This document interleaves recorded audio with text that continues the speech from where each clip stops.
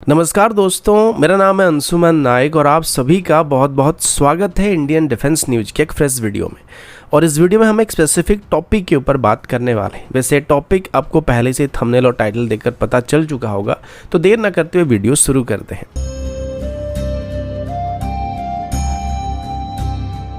एक दो दिन पहले एक मल्टीपल पाकिस्तानी हैंडल्स की तरफ से क्लेम किया जाने लगा था कि 29 और 30 अप्रैल को पाकिस्तान की तरफ से 4 इंडियन रफाल के रडार स्कोर कम्युनिकेशन सिस्टम को जैम किया गया था, जिसके बाद रफाल वहां से भाग गए थे। यही नहीं, अभी और सुनिए। और ये खबर तब ज्यादा हाइप होने लगा जब पाकिस्तान की डिफेंस मिनिस्टर ख्वाजा आसिफ ने भी ये बात कहा था कि एलओसी के पास पाकिस्तानी एयरफोर्स की J-10C एयरक्राफ्ट ने अपनी KG-600 इलेक्ट्रॉनिक वॉरफेयर सिस्टम की मदद से 4 इंडियन रफाल के रडार्स और कम्युनिकेशन सिस्टम को जैम कर दिया था, जिसके बाद इंडियन एयरफोर्स के रफाल वहां से भाग गए थे और उनको इमरजेंसी लैंडिंग करना पड़ा था। पाकिस्तान के डिफेंस मिनिस्टर की स्टेटमेंट को सपोर्ट करते हुए डॉक्टर स्ट्रेंज ने भी ये बात कहा था कि मल्टीवर्स मैडनेस के दौरान भी वांडा को पकड़ने के लिए भी पाकिस्तान की KG-600 जैमर का इस्तेमाल करना पड़ा था, जिसकी मदद से वांडा की फ्रीक्वेंसी को जैम कर दिया गया था, जिस वजह से वो भाग नहीं पाई थी।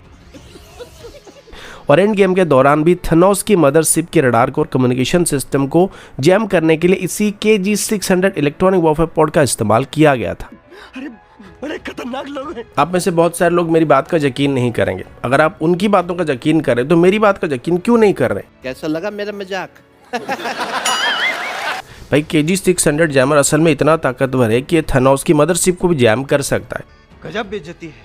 अब मजाक से हटकर अगर टॉपिक पर वापस आए तो मजे की बात यह है कि इंडियन रफाल कभी भी इंडियन एयरस्पेस से बाहर ही नहीं गए थे।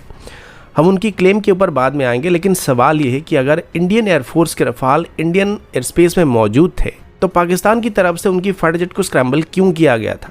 अगर प्रोटेक्शन के लिए उन्होंने अपने फाइटर जेट को स्क्रैम्बल किया था तो अपने एयरस्पेस में रहकर ही कॉम्बैटर पेट्रोल कर सकते थे, लेकिन बिना कोई वॉर डिक्लेयर किए हुए जो रफाल इंडियन एयरस्पेस में कॉम्बैटर पेट्रोल कर रहे थे तो उनके ऊपर इलेक्ट्रॉनिक वॉरफेयर का इस्तेमाल करना एक एक्ट ऑफ वॉर होने वाला है। इसके अलावा अगर मान लिया जाए कि रफाल की रडार को पाकिस्तान की J-10C ने जैम कर दिया था, मतलब मानना थोड़ा अजीब लगता है, लेकिन मान लीजिए कि थनोस की मदरशिप को जैम कर सकता है तो रफाल को भी जैम कर सकता है। मान लेते हैं कि इसने रफाल की रडार को जैम किया था, तो रफाल को वहां से पीछे हटने की क्या जरूरत थी, क्योंकि वो पहले से ही इंडियन एयरस्पेस में मौजूद थे और रडार जैम होने से एयरक्राफ्ट क्रैश नहीं हो जाता, तो वो आराम से अपना कैप कंटिन्यू कर सकते थे। और रफाल के पास ऐसा रडार मौजूद है जो कि लंबे समय तक जैम नहीं किया जा सकता है, क्योंकि जैसे ही एक फ्रीक्वेंसी को जैम करने की कोशिश किया जाएगा और रडार को महसूस होगा कि कोई हमको जैम करने की कोशिश कर रहा है तो रडार दूसरी फ्रीक्वेंसी पर स्विच कर देता है।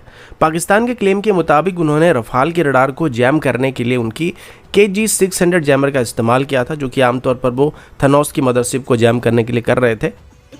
और ये जो KG-600 जैमर है इसमें RF जैमिंग का इस्तेमाल किया जाता है। पहली बात तो ये कि ये एक सेल्फ प्रोटेक्शन जैमर पॉड है, यानी कि ये सिर्फ अपने पेरेंट एयरक्राफ्ट को दुश्मन के रडार से सेफ रखने के लिए इस्तेमाल किया जा सकता है। ये मेनली DRFM यानी कि डिजिटल रेडियो फ्रिक्वेंसी मेमोरी के ऊपर काम करता है, यानी कि सामने से आने वाले रडार वेव को सबसे पहले कैप्चर करता है, उसके बाद सेम सिग्नल को प्रोसेस करता है और फिर सेम फ्रिक्वेंसी की मल्टीपल सिग्नल को वापस भेजने लगता है, जिससे सामने वाले एयरक्राफ्ट के रडार के स्क्रीन पर मल्टीपल टारगेट दिखने लगते हैं, जिसमें से ओरिजिनल टारगेट कौन सा होता है ये दुश्मन को अच्छे तरीके से पता नहीं चलता है। लेकिन ये टेक्नोलॉजी खास करके एलियन टेक्नोलॉजी के खिलाफ काम करता है, ओल्डर जनरेशन के रडार के खिलाफ काम करता है, खास करके PSR रडार के खिलाफ काम करता है, क्योंकि उनके पास एक सिंगल TR मॉड्यूल मौजूद होता है, जिस वजह से वो एक टाइम पर एक ही फ्रिक्वेंसी के सिग्नल को भेज सकते हैं और रिसीव कर सकते हैं। लेकिन AESA रडार के पास मल्टीपल TR मॉड्यूल मौजूद होते हैं, तो जैसे ही एक फ्रिक्वेंसी को दुश्मन की तरफ से जैम करने की या छेड़छाड़ करने की कोशिश किया जाता है तो रडार तुरंत ही दूसरी फ्रिक्वेंसी को स्विच कर लेता है और ये बहुत ही फ्रिक्वेंटली अपनी फ्रिक्वेंसी को बदलते रहते हैं, जिस वजह से AESA रडार को जैम करना बहुत ही मुश्किल हो जाता है।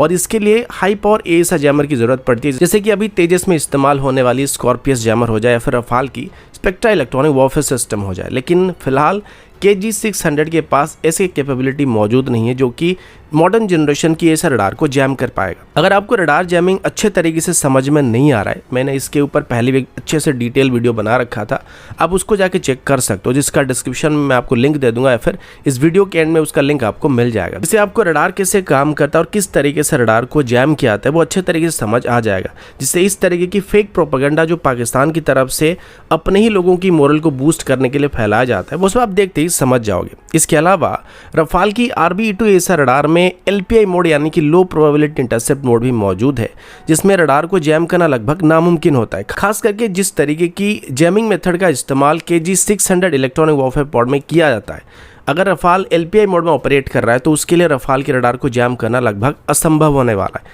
इसके अलावा RBE-2 ऐसा रडार में इनबिल्ट एंटी जैमिंग फीचर भी मौजूद है, जो कि रडार जैमिंग को अपने आप ही काउंटर कर सकता है। इसके अलावा अभी तक हम रफाल की स्पेक्ट्रा इलेक्ट्रॉनिक वॉरफेयर सिस्टम के बारे में बात ही नहीं कर रहे हैं। स्पेक्ट्रा इलेक्ट्रॉनिक वॉरफेयर सिस्टम दुनिया की मोस्ट एडवांस सिस्टम में से एक माना जाता है, जिसमें DRFM based jammer, active cancellation, missile warning system और रियल टाइम थ्रेट एनालिसिस शामिल होते हैं। और ये सिस्टम मल्टीपल थ्रेट को एक साथ जैम कर सकता है और इसको काफ़ी बार कॉम्बैट सिचुएशन में भी प्रूव किया जा चुका है। तो अगर पाकिस्तान ने रफाल के खिलाफ इलेक्ट्रॉनिक वॉरफेयर का इस्तेमाल किया था तो रफाल भी वहाँ पे अपनी इलेक्ट्रॉनिक वॉरफेयर का इस्तेमाल कर सकता था। और रफाल के इलेक्ट्रॉनिक वॉरफेयर सिस्टम KG-600 से कई मायने में बेहतर होने वाले, जो कि सिर्फ दुश्मन के रडार को ही जैम नहीं करते या रेडियो फ्रिक्वेंसी को जैम नहीं करते हैं, बल्कि इन्फ्रारेड सिस्टम को भी जैम कर सकते हैं। और एक्टिव कैंसलेशन की मदद से ये एयरक्राफ्ट को इलेक्ट्रॉनिक स्टेल्थ को भी प्रोवाइड कर सकते हैं, जिससे रफाल की ओरिजिनल RCS को इलेक्ट्रॉनिकली कई गुना रिड्यूस किया जा सकता है। फिलहाल जो लोग ये क्लेम कर रहे हैं कि J-10C ने रफाल की रडार को जैम कर दिया था, मैं बस उनसे इतना ही कहूँगा,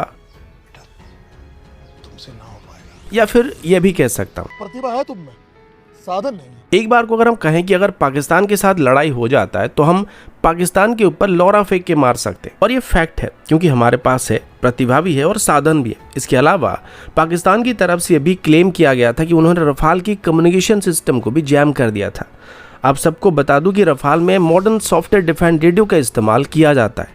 फिलहाल इस पर हम संदेह नहीं कर रहे, क्योंकि अगर ये थनोस की मदरशिप के सिग्नल को जैम कर सकते हैं तो रफाल की सॉफ्टवेयर डिफाइंड रेडियो को जैम करना इनके लिए कोई बहुत बड़ी बात नहीं। लेकिन सबसे बड़ा सवाल ये कि पाकिस्तान की तरफ से किस तरीके से रफाल की सॉफ्टवेयर डिफाइंड रेडियो को जैम किया गया था। ये राज भी उसी के साथ चला गया। तो दोस्तों अभी के लिए इतना ही, मिलता हूँ आपसे अगले वीडियो में, तब तक के लिए जय हिंद, वंदे मातरम।